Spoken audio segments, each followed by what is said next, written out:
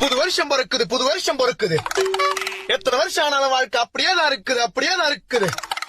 போன வருஷத்துல என்ன எவன் ஏமாத்துறான், இந்த வருஷத்துல அவனுக்கு கை கால் வழங்காம போவ. இந்த வருஷத்துல நான் வாழ்ற வாழ்க்கையை பார்த்து அவனுக்கு லாரி டயர்ல ஊந்து சாவ. நானே சிங்கிளா இருக்கும் போது போன வருஷத்துல எவனுக்கெல்லாம் தனக்கு ஆள் இருக்குதுன்னு நட்டுக்குன்னு தெரிஞ்சானுங்களோ, இந்த வருஷத்துல அவனுக்கு காதல் புட்டுக்குன்னு போவ.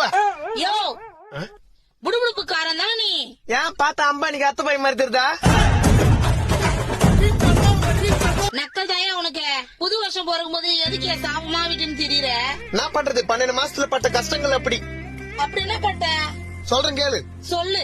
வருஷம் ஆரம்பிக்கும் போது எல்லாரையும் நம்பு, ஆ, அப்பதான் வாழ்க்கையில வரும் தெம்புன்னு எவனோ ஜனவரி மாசத்துல ஜன்னி வந்தவன் எவனோ சொன்னான். அப்புறம் என்ன ஆச்சு? வருஷம் ஆரம்பத்துல நானும் எல்லாரையும் நம்பினேன். அப்புறம் 3வது மாசத்துல 3 பேர் முதுகுல குத்துனான்.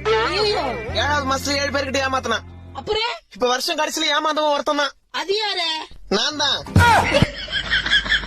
அப்ப போன வருஷம் ஃபுல்லா நீ சந்தோஷமாவே இல்லையா? என்ன பண்றது தாயி, மத்தவன் கவலைய பத்தி வச்சா நம்ம சந்தோஷமா இருக்க முடியல.